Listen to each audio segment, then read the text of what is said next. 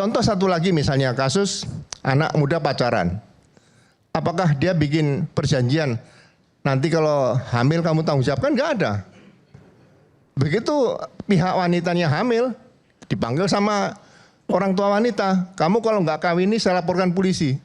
Nggak ada. Yang jelas pasalnya sudah ada di undang-undang. Kalau dia sampai menghamil anak di bawah umur ada pasalnya sendiri. Gitu. Atau mungkin dicarikan pasal perkosaan juga bisa di situ. Karena pasal, ya, iya. Jadi hal-hal seperti itu jangan diartikan lain bahwa boleh tidak boleh nggak bisa, bisa atau tidak bisa nggak bisa. Hukum ya secara eksplisit dibunyikan seperti itu, ya. Jadi mohon sekali lagi yang saya tambahkan lagi, kalau somasi tadi sudah cukup luas, cukup banyak. Saya titip pada Pak Jamanda Girsang tadi, berikan kesempatan polisi untuk profesional, penyidik profesional. Jadi status tadi yang sampaikan Mas Roy tadi, ya. Saya khawatir kalau ini dibiarkan sebagai hal yang biasa, kan dibaca orang banyak. Ya itu statusnya Jamanda Girsang maksudnya Pak. Ya, jadi entah kepada DIR atau kepada penyidik. Jadi kalau orang sudah berurusan dengan polisi antara pelapor dan terlapor, saya aja juga pernah membuat laporan di Polda, menghubungi dirinya aja susah. Karena dia tidak mau menerima, dia ingin independen. Jadi karena ini berkaitan dengan topi merah tadi, ada kaitan somasi seperti itu, status seperti itu janganlah, biarkan polisi itu independen. Ya kita kepingin polisi baik, jangan diterobos seperti ini. Karena kekhawatiran saya hal-hal seperti ini kalau dibiarkan, ya kekhawatiran saya ini, suatu saat negara kita akan menjadi negara mafia, Pak. Maksudnya gimana, Prof? Tahu, Bro? Ya, kita biasanya tadi ada pengalaman somasi ya. Inilah yang tidak dipahami oleh Jamanda Girsang terkait dengan pasal-pasal pidana yang ada irisannya dengan perdata. Pasal 167 tentang penyerobotan lahan itu ada irisannya dengan hak keperdataan. Makanya seseorang sebelum melaporkan penyerobotan itu biasanya disomasi dulu. Tetapi itu juga bukan imperatif, itu bukan kewajiban, itu fakultatif, kebolehan. Kenapa dia sifatnya fakultatif? Karena di situ ada irisan perdatanya. Yaitu apa? Hak kebendaan. Dalam semua pasal-pasal pidana, baik KUHP maupun di luar KUHP, tidak ada ketentuan kaidah hukum atau norma hukum yang mewajibkan seseorang itu untuk mensomasi orang lain. Nggak ada. Kalaupun 167 itu berlaku pilihan. Karena ada hak keperdataannya di situ. Jadi clear itu. Jadi yang dikutip oleh saudara Jamanda Girsang seolah-olah ada ketentuan somasi di dalam hukum pidana dengan mengutip pasal 167. Dia lupa bahwa 167 itu adalah ada irisan keperdataannya. Makanya selalu ada pilihan bagi orang sebelum dia melaporkan seseorang kepada aparat penegak hukum, yaitu melalui laporan pidana, itu ada choice untuk melakukan somasi. Karena apa? Supaya clear hak keperdataan orang terhadap kebendaan. Oke, baik. Ya, itu nanti clear kita, itu ya. Itu clear. Itu satu. Hal yang kedua, ini jangan cukup dulu. Hal yang kedua sebentar. Singkat. Hal yang kedua, ini praktek. Katanya sumbernya adalah praktek dan praktek. Hukum itu bukan soal Anda berpengalaman dan tidak berpengalaman. Hukum itu adalah ada 3 pondasinya. Pertama adalah kita bicara kaidah atau norma. Kedua, di dalamnya ada asas. Ketiga, ada doktrin dan dibungkus dengan pondasi yaitu filsafat hukum. Ini kan harus kita pahami. Ini norma, ini kaidah. Bukan sekadar soal pengalaman. Banyak pengalaman yang menabrak hukum. Apakah itu dibenarkan dalam penegakan hukum? Tidak. Ada satu lagi di sini, seorang pengacara kemarin, Bu Elida, saya sebut aja namanya secara terang, mengatakan di salah satu podcast bahwa siapa itu Gafur? Hanya tukang hafal pasal. Ya, betul ya Ibu ya? Oke, berarti benar. Saya bukan tukang hafal pasal, Bu. Hukum itu adalah kaidah. Kita sistemnya civil law, bukan common law. Kita sistemnya Eropa kontinental, bukan Anglo-Saxon, bukan common law. Nanti saya berikan kesempatan. Ya, jadi Bu Elida kan juga pengacara boleh. Jadi saya buka dulu sedikit dengan itu. Iya. Saya basis argumentasi hukum saya, Bang Refli dan teman-teman pengacara yang lain yang ada untuk membela kebenaran ini, bukan kami tukang hafal pasal, Bu.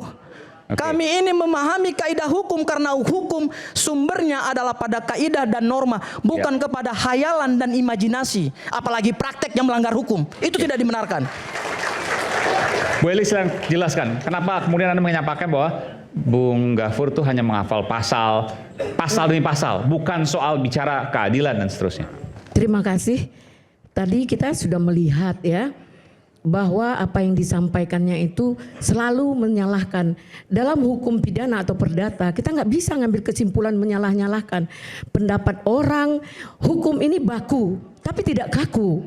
Kenapa tadi disampaikan bahwa ada somasi, tentang somasi aja kita harus melihat di sini bahwa somasi itu boleh ke perdata, boleh pidana. Kalau perdata itu wajib. Kalau tidak dilakukan somasi, prematur dalam persoalannya.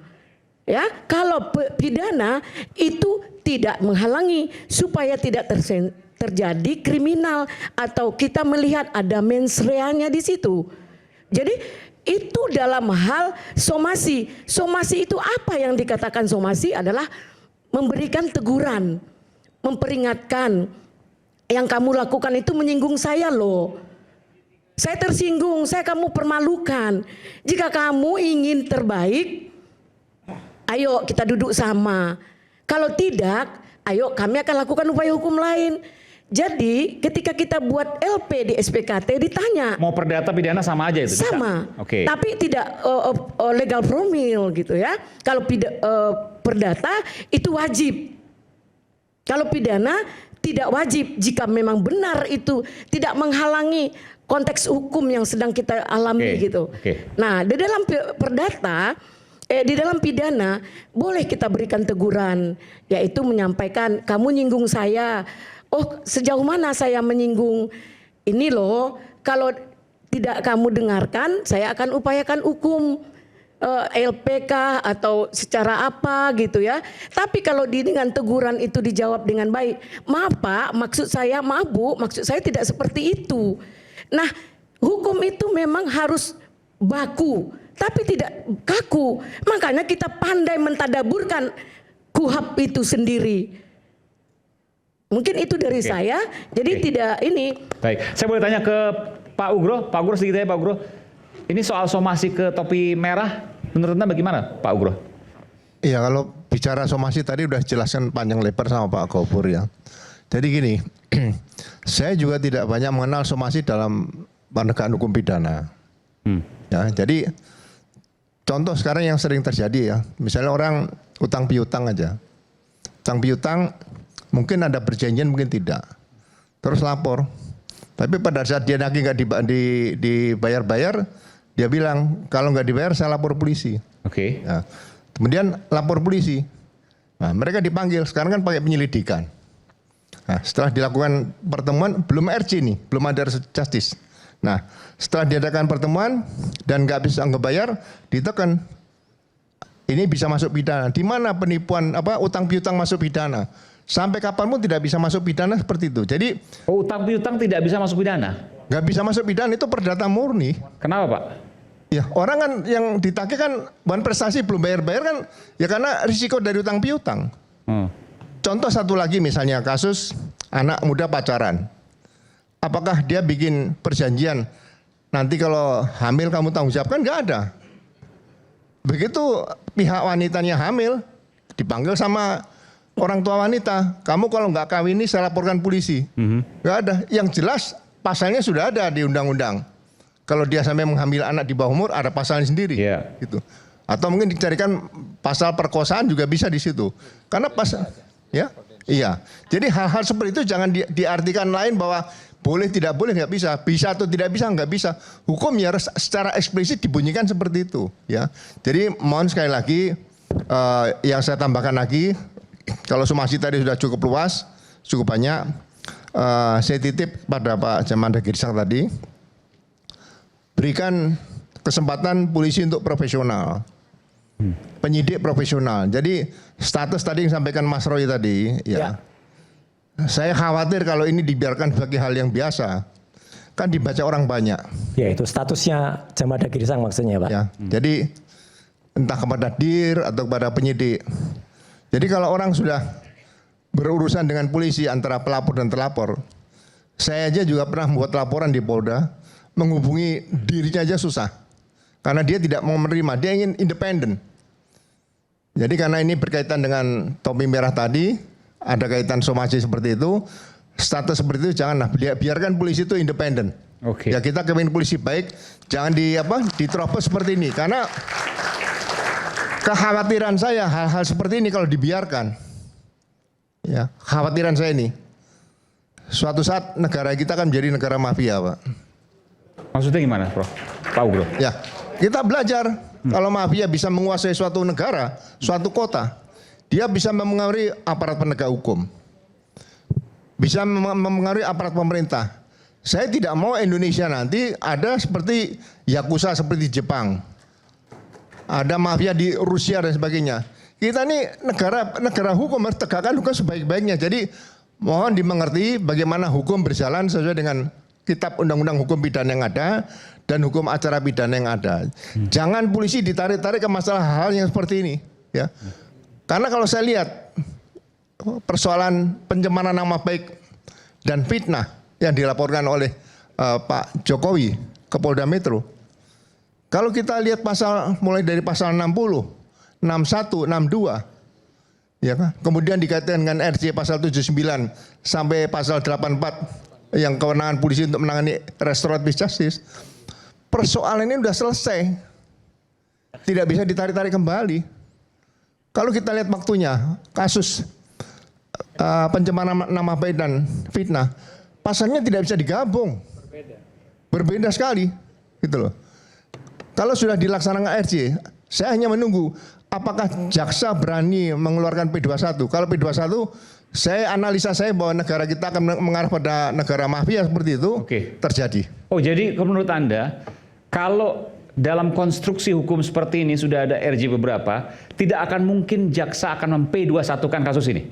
Saya yakin tidak akan bisa, karena begini, pasal 60, ya kan, begitu peristiwa SPDP diterbitkan, ya maksimal 7 hari harus diberitahu ke jaksa.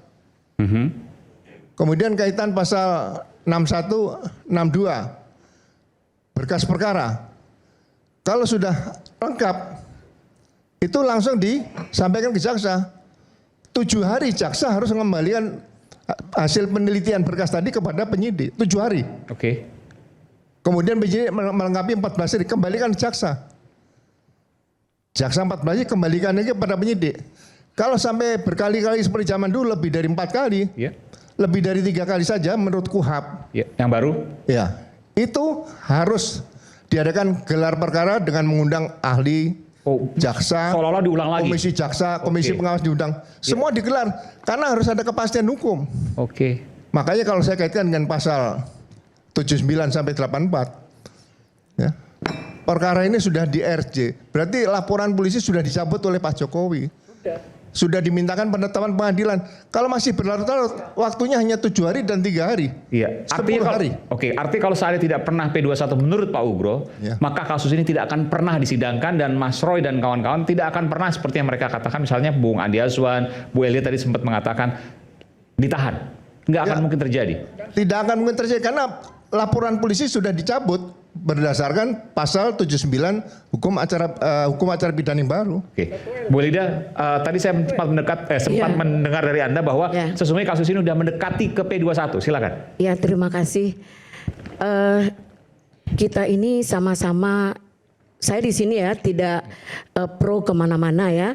Saya sebagai praktisi hukum menjalankan pendapat hukum sesuai dengan hak-hak saya yang sebagai advokat. Di sini saya sedikit memberikan menyampaikan, maaf ya Pak Ugro. Ya silakan.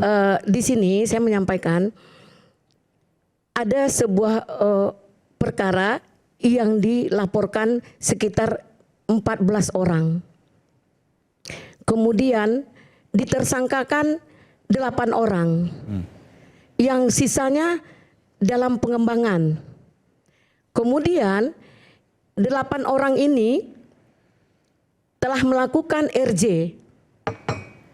Telah melakukan RJ 3 orang. Kemudian yang 5 tentu proses hukumnya jalan. Jadi tidak dicabut. Yang dicabut kan ini delik aduan. Yang dicabut itu ditarik bahwa untuk orang yang minta maaf kepada saya, untuk orang yang sudah RJ, sudah dihentikan SP3-nya, itu dikeluarkan dari LP tersebut, dari laporan Pak Jokowi. Yang lainnya yang belum minta maaf ya, karena kan ini delik aduan. Pak Jokowi tidak mencabut LP tersebut. Nomor perkara tetap, nomor LP tetap. Nah, yang 3 ini sudah nggak usah dilanjutkan dengan syarat-syarat begini-begini. Di sini kan ada 2 kategori. Itu diatur di pasal berapa, Bu? Mana itu, Bu? Gimana? Pasalnya pasal berapa? 79 sampai 84 saya baca semua Di tidak dalam ada. hal ini saya menyampaikan, sebentar ya Pak, saya menyampaikan Enggak, sebutkan pasalnya dulu. Harus ada supaya saya masuk. dasarnya, Bu. Jangan asal ngomong. bahwa Pak sabar Pak, jangan Ya, kayak saya mau jangan tanya kayak ke Anda. kentut mulutnya ya. Saya mau tanya ke Udah Anda, bau karena Anda tadi juga mulutmu. ngawur. Jangan kayak kentut. Oh, jangan Bu. Oke, Ya, oke, oke. Ngomongnya Jangan jelek kayak banget ini. kentut. Ini ngomongnya jelek banget ini. Tolong. Oke, oke, oke. Saya kita profesional. Ya. Kamu diam ketika saya diam. Ketika Silakan, kamu silakan. ngomong. Apa kamu kan saya? Iya. Hakmu apa? Hak saya kok ngamuin kamu? Saya nggak ini. Mas nanti Mas. Oke, saya nanti akan jawab dia. Iya, Ya, oke, saya silakan. bisa. Ini orang ini ngawur aja ini. Oke, silakan. Yang nggak ngawur kamu kayak dewa kebenaran. Lah memang benar apain? Enggak bau kentut. Ngomongnya jelek banget nih, keluarkan nih Aiman. Nah, Keluarkan nih orang ini jadi Oke, jelek oke, banget. Mas Roy, ini- nanti saya. Bahasa kasar. Silakan. Jadi dalam hal ini tolong ya, di sini kan kita menyampaikan ada RJ. Syarat RJ itu apa? Enggak, ini saya potong. beberapa Siapa yang hal. ngerekam? Tunggu. Siapa yang ngerekam? Ada yang ngerekam Mas Aiman? Oh iya, iya. Itu tuh keluarin. Udah keputusan kita. Nanti biar ada tim. Ayo keluarin. Nanti ada tim Mas Roy. Gini Bu Erida ya. Ya. Jadi sebentar apakah Pak. ada peraturan kepolisian Itu tuh tolong dikeluarin Ya. dulu tuh yang rekam tuh. yang menyatakan bagaimana cara mencabut Delay dulu. Itu anak buahmu tuh Elida. dalam Mas, satu laporan Mas, polisi. Anak buahmu tuh. Mas, kesana, Mas. Dia dulu. Keluar Iya. dulu Mas. Keluar dulu itu. Ke sana ayo Mas. Jangan. Ayo keluar dulu. Mas Keluar dulu. silakan. Keluar dulu anak buahnya Elida Neti itu. Keluar Ya, dulu. silakan ya Mas ya. Anak buahnya Elida Neti keluarin dulu. Minta silakan ke petugas. Anak buahnya Elida Nggak Neti apa-apa, keluarin dulu. silakan nanti biar ya. Oh biar lawyer bisa. nggak tahu malu, nggak tahu aturan nih. Silakan. Nanti saya bicara soal embus. Oke, silakan Mas. Bohongnya dia soal embus. Silakan. Maaf ya, Ya. jangan terlalu mencari kesalahan orang. Sempurna itu milik Tuhan. Kamu jangan kayak gitu. Oke, Bu Lida enggak apa-apa. Ya, Batasi jangan aja. kayak Mas gitu. Roy saya minta untuk Ya, ya. saya Jangan dulu. terlalu arogan. Silakan, Bu Lida. Kamu orang intelektual, mulutnya jangan bau kentut gitu. Keluarin itu tuh orang itu. Boleh, udah. Ngomong itu apa Ya. itu keluarin Boleh, itu. oke. Ya, saya sampaikan Ya, itu. Itu keluarin Bu itu. Lida, Iya. fokus ke apa Saya yang siap disampaikan bertanggung oleh jawaban ngomongan saya. Pak Ugro. Udah, nggak apa. Kamu orang pintar, seorang intelektual, Elida. tapi Bu ngomongnya Elida, kemana-mana. itu pasal Ya, 79 itu pencabutan laporan polisi. Ini tidak dicabut Pak. Duh, kalau nggak dicabut kok bisa ada RJ, Jadi laporan ada itu Lawyer yang apa-apa dikeluarkan nama-nama itu disampaikan oleh pelapor. Yang ini tidak sudah saya lepaskan, tidak jadi saya tarik karena dia sudah minta maaf. Itu Tarik. yang saya waspadai, jangan sampai penyidik polisi dikendalikan oleh masyarakat seperti itu. Bukan. Nah, Itu yang saya khawatirkan Bukan. nanti Jadi negara perkara Indonesia ini akan hanya menjadi dua. negara mafia. Jika tidak puas, kan bisa perapit. Apanya yang berapa itu? Sudah Nah, ditetapkan, Jika tidak benar, bukan minta penetapan pengadilan itu sudah. iya, kalau itu tidak benar, tidak dapat diterima bahwa RJ itu menyalahi aturan, itu Bukan. perapit. SP3 Salahkan polisi. SP3 biasanya itu tidak Ya. dilaporkan tidak minta penetapan pengadilan. Ya, Kalau ada- hal-hal tidak ada, pidana Pak. umum di luar RJ, Ya. SP3 itu bisa di pra-peradilan. Ya. Tapi kalau SP3 berkaitan dengan RJ, itu sudah dimintakan penetapan pengadilan. Bagaimana mau diperapit? Nggak bisa. Nah, itu kan sudah memenuhi unsur. Ya Pak, yang punya hak dari delik aduan itu adalah Pak Jokowi sebagai Iya, pelapor. pencabutan laporan polisi itu terhadap 8 orang tadi semuanya. Makanya saya kalau dari awal katakan nanti Maaf mundur ya Pak jauh ya, jika nanti kita jangan berebut ngomong lah, berikan saya Nggak, kesempatan. biar masyarakat jelas. Ya, Jadi, ini mereka jelas. ya kalau RJ kalau dia dicabut, yang dicabut itu dari 8 itu 3 Ya. dikeluarkan. Yang 5 Nggak tetap bisa Bu, jalan dong. laporan polisinya yang dicabut. Enggak, tidak Loh, Pak. baca pasal 79 coba. Tidak Ini Pak. Saya kasih ya. Baca. Kita melaporkan Ini, 10 ini. orang. Sebentar Bu. Coba Ya. dibaca Pak. Pasal 79 ya, entar nanti Oke. ini. Yang satu baca pakai referensi, yang satu ngomong aja nggak ngerti. Kamu tuh kurang ajar ya. Mas Roy. Tolong Oke. sopan ya. Sebentar. Sopan. Saya ngomong apa adanya. Kamu orang Tadi hebat. Pak Ugro lagi. Ya, tapi kalau kamu tidak ya, Bu, sopan ya. berarti kamu Sudah tidak ada harga.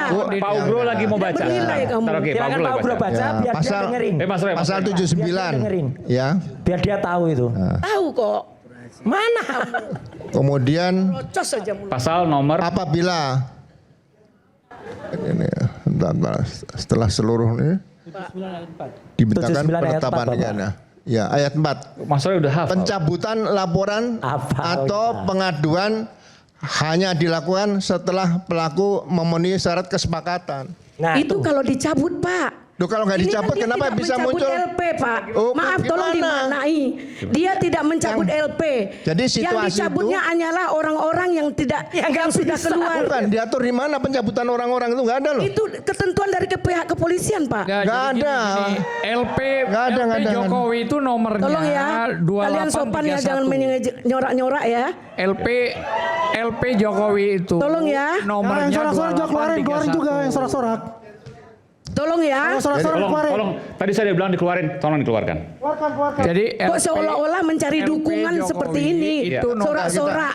Oke Bu. Nggak sopan.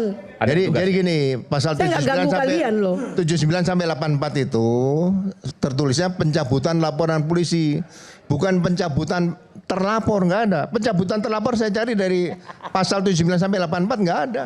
Ya itu yang saya juga pertanyakan, Pak. Jika telah memenuhi unsur, itu tanggung jawab pihak kepolisian. Jika polisi tidak diajak dalam RJ, dalam menghentikan perkara, antara para pihak juga tidak bisa. Jadi yang dicabut itu bukan LP-nya, bukan laporannya. Loh, nggak yang bisa RJ dong. Yang Nggak bisa dicabut RJ. ini sesuai dengan aturan. Bisa lah, Pak. Bang Eman, Ternyata- sedikit saya luruskan ini ya. Oke. RJ itu seorang penyidik tidak boleh ditarik keluar dari tempat penyidikan. Perkapnya ada itu. Harus di tempat di mana dia Ini mau lagi RJ. kayak kentut juga. Ngomongnya jelek banget ini. Ngomong Mas jangan Eman ini begitu. Ngomong itu. Enggak. Keluarin itu. Kasar ini ngomongnya ini. Ya, Kasar itu, keluarin itu. Ini kalau- Kentut. Nggak Kamu nih setuju nggak punya boleh. dasar Jadi bicara. jangan bicara seperti Pakai itu. Karena dasar kita di juga. TV. Bu, saya mau tanya tapi gini. Oke. Pendapat itu berbeda. Tapi saya tanya. Ibu sempat mendengar bahwa kasus ini akan segera P21, betul? Iya. Akan segera Makanya P21. ya, P21 itu lengkap untuk siap disidangkan. Dari gitu ya? siapa? Siap. Ya, makanya kalau mereka memang benar menyatakan Mereka ini siapa, Bu? ya yang merasa itu ijazah Pak Jokowi palsu, dua saja. Mereka mau prapit atau mereka mau dipercepat itu P21-nya. Selesai perkaranya. Nggak, ini- Kenapa harus takut-takut untuk minta Bukan, nggak ada permintaan. dihentikan gitu? Bukan minta dihentikan. Kalau ada satu laporan polisi ditangani oleh penyidik, kemudian terlapor minta RJ, ya kan, entah terlapornya Ini 1 mantan atau Wakapolri 100, ini. ya kan, satu saja minta RJ, seluruhnya laporan dicabut, semuanya Batal, terangkat. Seolah-olah peristiwa itu tidak ada. Selesai Oke, udah. baik. Ini ada perbedaan. Kalau seandainya sampai P21, apa yang bisa dilakukan? Ya, ketahuan di sini berarti saya indikasi, ya kan, sinyalemen saya. Negara Indonesia akan dari negara hukum menjadi negara mafia, apalagi sudah tahu akan P21 akan ditahan. Ini yang kita jaga. Dari siapa itu? Ya, Indonesia harus tetap negara hukum. Jangan sampai itu yang saya lihat, ya saya kan baca-baca beberapa mafia di luar negeri itu kan, di Jepang ada Yakuza, di Rusia juga ada, di Meksiko ada. Jangan sampai terjadi hal seperti ini. Yang Ya. kita hadapi 2029. Kadang-kadang begini, analisa kita, pendapat kita. Ya, yang kita hadapi 2029, bagaimana kalau masyarakat nanti bertindak seperti yang sekarang ini? Ada berapa kelompok nanti? Kita pesta demokrasi pilpres itu harus berjalan ya, yang dibilang jujur, adil, bebas, rahasia langsung dan sebagainya. Hilang Kita trust. laksanakan. Itu yang marwah itu jangan sampai hilang dari negara demokrasi kita yang kita cintai setelah kita merdeka. Itu yang saya jaga. Makanya saya bukan benci sama siapapun enggak. Yang perlu kita buktikan sekarang dugaan ijazah palsu. Bukan Pak Jokowi memiliki ijazah palsu. Apakah ijazah yang digunakan di Solo 2 kali, di Jakarta, kemudian di KPU Pusat 2 kali. Apakah ini palsu? Bukan. Kita fokus ke dugaan ijazah saja udah. Kalau itu dinyatakan asli atau palsu, ya sudah. Berarti komisioner KPU tidak melaksanakan tugas dengan baik. Yang dihukum pertama kali adalah komisioner KPU-nya saja dulu, itu saja. Ya jadi begini Pak. Sebentar Bu, Prof. Iman dulu. Nanti Oke saya oke beri oke. kesempatan. Lanjut ya. Aduh, siap. Selamat malam semuanya ya. Selamat malam. Jadi sesungguhnya apa yang disampaikan oleh Pak Ugroseno itu sebenarnya udah lama tuh, udah dalam beberapa episode yang lalu tuh dibahas terus menerus. Jadi kalau yang disampaikan tadi jelaskan pasal.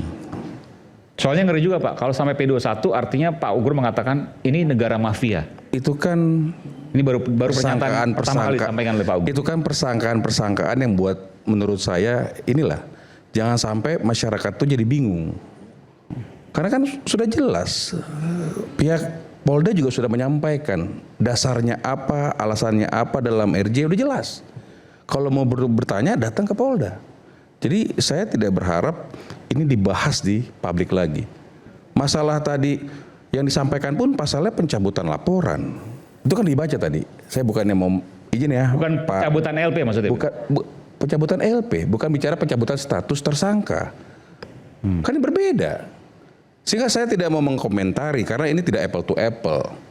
Jadi maksudnya kalau pencabutan laporan, maka status tersangka yang lain tetap sah? Nggak ke sana, Mas Aiman. Karena rezim yang dipakai kan itu kan yang sekarang KUHP baru. Padahal di situ kan berulang-ulang kita sampaikan ada namanya peraturan peralihan pasal 361. Di mana akhirnya menggunakan KUHP lama, kan seperti itu. Di mana akhirnya menggunakan Perpol 18 tahun 2021. Dan saya pikir ini semua udah selesai kemarin kita bahas dalam beberapa episode kemarin. Jadi saya pikir kalau hari ini saya diundang dan saya diminta untuk memberikan komen, saya akan fokus kepada bagaimana kita menyajikan nanti persidangan yang baik.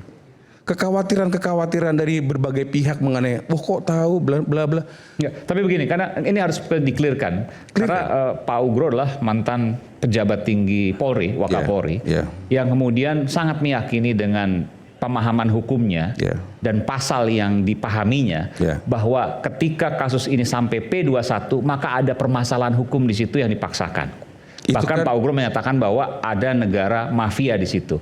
Nah, kalau sampai ini terjadi dan P21 dan sampai kemudian persidangan, maka narasi tersebut kan akan terus muncul. Nah, makanya saya ingin tanya pada Prof. Firman, bagaimana Prof. Firman menjelaskan secara ringan kepada publik soal ini? Itu kan sebenarnya yang menjelaskan harusnya Pak Ugro. Tetapi kalau ditanyakan kepada saya, maka seluruh prosedur yang dilakukan secara terbuka ini selama setahun ini kan sudah bisa kita lihat.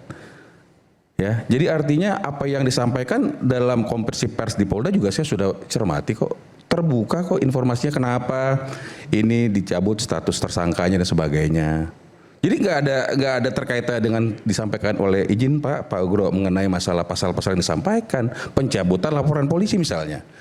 Jadi biar ini clear kepada masyarakat, itu domain daripada jaksa dan penyidik hari ini. So biarkan, kalau ada pertanyaan tanya ke beliau. Tidak di sini dibahas. Mohon maaf, mungkin bisa saja laporan polisi udah dicabut belum? Tidak, Pak. Masih ada? Masih ada. Oh, berarti RJ belum selesai ya? RJ terhadap beberapa orang yang sudah menyampaikan permohonan RJ sudah dilakukan, Pak. Itu bukan kata Firman. Itu kata penyidik di Polda Metro Jaya, Pak. Jadi saya pikir gini, saya tidak bermaksud untuk berdebat dengan Pak Ugroseno. Saya hormati beliau sebagai tapi seorang. Harus dijawab betul, harus dijawab. Tapi saya jawab tadi, ini tidak ada kaitannya dan tidak apple to apple. Yang dibaca tadi pencabutan laporan polisi, yang kita kan pencabutan status tersangka. Oh. Pencabutan laporan polisi dengan pencabutan status tersangka. Itu beda pasalnya. Beda, gitu loh. Di dalam pasal di dalam KUHP kan ada bicara status tersangka. Ya itu silakan. Kalau ada pertanyaan, ada diskusi silakan. Saya membaca secara eksplisit ya KUHP. Silakan. Tidak ada pencabutan status tersangka. Apa saya yang salah atau KUHP yang salah saya nggak tahu. Nah, sebaliknya saya juga bertanya apakah jika proses ini secara teknis jadi mundur akibat ada suatu persoalan misalnya perlu waktu lebih lanjut karena kan banyak kan sorry nih ya saya jadi harus mundur ke belakang. Apa? Banyak saksi, banyak alat bukti dan sebagainya sehingga memerlukan waktu dan sebagainya. Saya tanya, apakah ada yang mengatakan setelah 14 hari batal demi hukum? Saya tanya balik. Coba terjawab. Sehingga maksud saya gini, ya malam ini saya pikir kita lihat aja ke depan. Karena kan semua orang pengen membuktikan juga kan. Pak Jokowi nanti melalui kejaksaan, melalui jaksa penuntut umum akan menyampaikan. Jaksa akan mewakili Pak Jokowi. Dia sebagai pengendali perkara ini dia akan membuktikan. Ini menjadi lama menurut hemat kami ya. Menurut hemat kami ini jadi lama karena banyak bukti, banyak saksi, banyak ahli. Sehingga ketika nanti jaksa, saya harus memberikan apresiasi kepada jaksa dan kepada negara. Ketika nanti jaksa mem-P21 kan bukan ketakutan yang terjadi, tetapi saya melihatnya ini prudent. Saya melihatnya bahwa ketika mereka P21 maka pada waktu persidangan mereka dengan mudah akan melihat mendudukkan persoalan ini dan membuktikannya di persidangan karena forumnya di persidangan, Mas Saiman. Jadi buat saya ini ya karena saya dari tadi hilir mudik gitu kan bolak-balik bola. Jadi saya pikir saya tidak mau menjawab lebih jauh. Mohon maaf. Ya artinya bukan saya tidak menghargai, tapi buat saya ini forum lain. Oke. Karena kenapa? Saya diundang di sini kan tentu saya untuk menjaga hak-hak Pak Jokowi. Judulnya kalau nggak salah ijazah Pak Jokowi asli Rolls Royce CS apa? Rekayasa. Nah, saya nggak mau sebut itu kan gitu. Jadi kita balik ke situ gitu loh. Ya, okay. Kalau balik ke situ maka kita ikutin. Ya. Kenapa saya bilang gitu? Mas Saiman, jika ini P21 kita harus mengapresiasi jaksa. Kenapa? Karena mereka bisa menerima ini sesuai dengan hukum yang ada. Mereka bisa mendudukan ini dengan baik. Dan masalah lama dan sebentar itu tidak mengatakan keadilan itu harus dihentikan. Tidak. Karena ada dugaan fitnah dan pencemaran yang baik dan juga melalui ITE yang dilakukan oleh beberapa orang yang diduga melanggar pidana. Jadi sesingkat itu. Jadi saya pikir kita harus edukasi masyarakat supaya jangan sampai hingar-bingar. Karena kenapa? Ini tadi dipertontonkan ada begini, ada begitu, ada somasi. Ini ya boleh-boleh aja somasi karena itu saya setuju tadi dengan Bu Elida. Okay. Mengatakan bahwa itu sedang mengasah atau menguji mens rea. Boleh-boleh aja. Tidak dilarang, kecuali dilarang, kalau kamu masuk ke laporan pidana dilarang somasi. Kan gak ada larangan. Tetapi pengalaman mengatakan sebaiknya kita berikan somasi supaya meyakini bahwa dia ini secara sengaja apa secara nggak sengaja. Tapi saya nggak mau ngebahas lebih lanjut karena ini bukan domainnya kami. Kalau Prof Firmanto bahas soal somasi, saya bisa bantah lagi nih Prof Firmanto. Saya diundang. Jangan menggiring opini yang bukan. Anda bukan kuasa hukumnya Rismon. Mau bertanya, saya mau bertanya. Saya kuasa hukumnya topi merah. Saya punya hak untuk membantah Anda. Makanya saya mau bertanya. Jadi kalau Anda mau ikut-ikutan bahas somasi, ayo kita diskusi soal somasi sampai pagi. Ayo saya jabanin gitu. Tidak ke situ rekan. Saya mau menyampaikan, tadi sebenarnya sudah disampaikan sama masnya, Mas Imam. Topi merah. Menyampaikan sebenarnya saya nggak ada urusan dengan menguji jasa asli dan kalau nggak saya salah dengar ya, kira-kira gitu ya. Saya nggak ada urusan menguji jasa Pak Jokowi asli dan palsu kan gitu ya. Benar nggak? Bisa dijawab mungkin? Enggak, jangan melintir. Enggak. Saya nggak mau melintir. Supaya ini ketarik ke saya apa tidak? Kalau ketarik ke saya, yang bisa menentukan asli atau palsu kan pengadilan ya Pak. Jadi saya itu meneliti, kebetulan penelitian saya hasilnya mirip dengan penelitian 11.000 triliunnya Pak Rismon, seperti itu. Waktu masih waras itu. 11.000 triliun palsu menurut Bang Rismon waktu itu. Iya, makanya kan berarti kan dia tidak berbicara sekarang karena Pak Rismon sudah mencabut kan, sudah mengatakan dia RJ kan. Artinya kalau beliau memeriksa RJ-nya Pak Rismon berarti kan sudah ada perubahan. Sesederhana itu kita harus melihatnya sehingga kalau tadi rekan menyampaikan, wah saya kuasa, oke. Ya, oke aja. Tetapi saya mau ngasih tahu, beliau udah menyampaikan saya nggak ada urusan dengan asli palsunya ijazah Pak Jokowi. Sehingga saya pikir gak usah saya bahas. Sebenarnya kalau dia tadi mengatakan, iya saya sebagai ahli baru misalnya, ini kita berandai-andai nih, main gila aja dah, kira-kira gitulah. Saya akan menyampaikan hal yang perlu saya sampaikan. Tetapi kalau ternyata saya cermati, saya deketin tadi, saya dengerin benar. Gak ada. Jadi saya pikir gak ada urusan. Gak ada pelanggaran hukumnya. Gak ada yang membahas mengenai jasa Pak Jokowi. Tidak asli gitu. Karena kita kembali tadi, karena ini harus klarifikasi. Pak Ugro ada yang mau sampaikan? Sedikit saya luruskan tadi apa yang dikatakan Prof tadi bahwa diatur di pasal 62 ayat 2 KUHP baru. Yang mana nih? Tentang masalah penghentian 14 hari waktu yang tadi katakan. Tapi kan tidak ada disitu katakan jika lewat 14 hari habis itu batal demi hukum. Ya, sebentar dulu. Setelah diberikan waktu 14 hari tidak bisa dikembalikan, maka ada pedoman Kejagung 1/2026. Dan di pasal 5155 juga disebutkan ada waktu 30 hari. Itulah. Tapi sebentar dulu, jangan dipotong. Kalau sudah waktu itu terlewati, maka SPDP itu dikembalikan. Artinya tidak ada perkara yang masuk di kejaksaan itu. Maka konteksnya itu saya tidak bicara SP3 gitu loh ya. Jadi itu aturannya. Iya, Jadi jangan dibilang tidak ada aturan secara formal gitu loh ya. Ada aturan itu. Pasal 62 ayat 2 di KUHP yang baru 2025. Nah, itu yang penting Prof ya. Jadi supaya lurus semua ini. Jadi sekarang kalau dihitung udah 3 bulan lebih nih. Nah, gitu. Oke, Prof. Pak Ugro, silakan. Jadi gini, sebetulnya kalau mau disiplin dalam laporan polisi, kemudian diperkirakan ingin mencabut terlapor, ya. Pada saat pertama kali laporan tanggal 30 April 2025, harusnya dibikin 8 LP. Jangan sampai Terpisah-pisah. Iya, satu-satu. Oke. Kalau satu LP menurut Pak Ugro, satu RJ saja semua batal. Satu LP, satu terlapor, satu RJ masih max. Tadi diakui oleh Prof Firman bahwa LP-nya yang dicabut, betul Prof ya? Status tersangkanya. Oh, status tersangka. LP-nya tidak dicabut. Jadi gini Mas. Dan sebelum kami masuk ke dalam LP kan ada tim yang mengakses. Iya, iya, iya. Kita sampaikan ada nih seperti ini peristiwanya. Kira-kira alat buktinya ini nih. Masuk nggak? Jadi tersangka dicabut, LP-nya enggak Pak Ugro? Iya, gitu loh. Jadi gini, kalau lapor polisi, ya kan polisi kan biasanya juga melihat siapa yang datang nih. Wah, ini pengacaranya cukup kuat misalnya gitu kan. Nah, kadang-kadang juga ada rasa, wah ini enak nggak enak. Pasal 310, 311 itu nggak bisa digabung. Iya. Kalau 310 ya ambil 310. Kalau ambil 311, 311 gitu loh. Makanya kalau saya lihat pertama kok tersangka terlapornya kok banyak. Apa ada penghinaan atau katakanlah mungkin ada LP pencemaran nama baik yang dilakukan secara bersama-sama, satu otaknya, satu yang melakukan, satu membantu melakukan, ya kan? Nah, ini nggak bisa seperti itu kecuali perampokan seperti itu ya.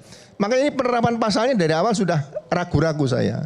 Makanya kalau ini idealnya memang mau dicabut satu-satu, pasalnya jelas misalnya. Kemudian terlapornya satu orang satu LP. Mungkin yang dikatakan tadi benar sama beliau bahwa ini bisa dicabut status tersangkanya dan sekalian laporan polisi. Kalau perannya jelas. Loh, iya perannya jelas. Satu misalnya, ini kalau kita bicara perampokan gitu ya, ada otaknya, ada yang membantu, ada yang dan seterusnya ke bawah. Itu kan satu pasal. Nanti kan jungto itu. Iya, oke. 5556 KUHP seperti yang dulu ya. Nah, itu kalau tapi kan nggak mungkin perampokan di RJ. Ini kan perkara ancaman di bawah 5 tahun nih. Ya. Seperti itu. Jadi saya katakan yang dicabut itu laporan polisinya, bukan yang dicabut status tersangkanya satu persatu. Bagaimana nanti merubah berkas perkara dari awal tanggal 30 April 2025 dibongkar lagi itu sepanjang skripsi diketik ulang lagi. Dihapus-hapusin nama-nama yang terus nanti jadi saksi mahkota misalnya. Saksi mahkota tuh nggak akan bisa diterapkan kalau peran dia cukup berat di situ kan seperti itu. Jadi sekali lagi belajar masalah reserse penyidik ini ya kita terima kasih ada rekan penasihat hukum, ada pengacara dan kita juga belajar penyidikan itu di Megamendung. Polisi malah ada yang belajar di Jerman Barat, ada yang belajar di FBI. Jadi kalau dibawa seperti yang katakan Bu Elida tadi juga, itu status tersangka dicabut, laporan polisi nggak bisa. RJ yang luar biasa ini, itu kan SP3-nya minta penetapan pengadilan. Nah kalau P21, kemudian sudah minta penetapan pengadilan, apa pengadilan bisa menerima berkas ini sampai sidang? Apa dibuka sendiri? Pra-peradilan nggak bisa. Justru SP3 yang luar biasa ini SP3 dalam RJ tadi, beda dengan SP3 dalam penyidikan tindak pidana di luar yang RJ ini seperti itu. Jadi Pak Ugro tetap berpendapat bahwa ketika satu tersangka saja dicabut, maka LP-nya juga harus dicabut semua. Yang dicabut LP-nya, mau bukan satu tersangka, mau 2, mau 3, mau 4. Jadi sebetulnya dalam persiapan RJ itu berkas perkara sudah lengkap, sudah mau disiapkan dikirim ke kejaksaan pertama kali. Nah, kalau terlapor tidak menyatakan akan minta RJ, penyidik menawarkan, apakah ada RJ? Mungkin lupa terlapor nih. Oh ya Pak, nggak apa-apa. Terlapor membuat surat kepada penyidik, saya minta RJ. Nah, penyidik akan memanggil semua pelapor, terlapor, penasihat hukumnya, saksi dari penyidik atau pembantu penyidik, penyidik pembantu. Nah, Terus dibicarakan situ, bikin kesepakatan nih. Oke, 7 hari ya. Udah disepakati. Nah, kemudian setelah disepakati, pelapor mencabut laporan polisi. Nah, setelah dicabut laporan polisi 3 hari, SP3 3 hari loh, sudah diserahkan ke jaksa dan juga ke pengadilan minta penetapan. Jadi udah selesai itu. Tapi kalau kesepakatan dalam 7 hari tadi tidak tercapai, penyidik membuat berita acara bahwa RJ tidak tercapai, kemudian berkas mungkin dalam tempo 1 kali 24 jam atau 2 kali 24 jam bersama berita acara RJ yang gagal tadi dikirim ke jaksa. Jadi tidak makan waktu sampai 1 tahun atau lebih dari 6 bulan. Berkas perkara pencemaran nama baik atau fitnah 2 bulan selesai seperti itu. Tidak bertele-tele seperti sekarang ini. Saya tambahkan ya. Hukum itu apa berbuat apa dan siapa berbuat apa. Tanggung jawab diri sendiri hukum itu. Walaupun kita pasal yang sama, undang-undang yang ini yang sama. Jadi kalau kita sendiri, masing-masing kita itu bertanggung jawab tentang hukum yang kita langgar gitu. Walaupun satu LP. Walaupun satu LP. Jadi itu konteks dasar hukum. Siapa berbuat apa. Jadi walaupun satu LP, yang dicabut kan bukan LP yang dibatalkan. Yang dibatalkan itu tersangkanya. Nih, saya maafkan kamu, udah Pak Polisi, maaf pun kita para pihak kalau polisi tidak ikut dalam memenuhi atau mengabulkan juga tidak. Jadi semuanya keterkaitan sesuai dengan RJ itu sendiri. Kalau di kejaksaan namanya ada SKP 2. Jangan kayak gitulah kau. Oke, baik, kita kembali saat lagi tetap bersama kami di Rakyat Bersuara. Nanti saya berikan kepada Bung Refli Harun sesaat lagi.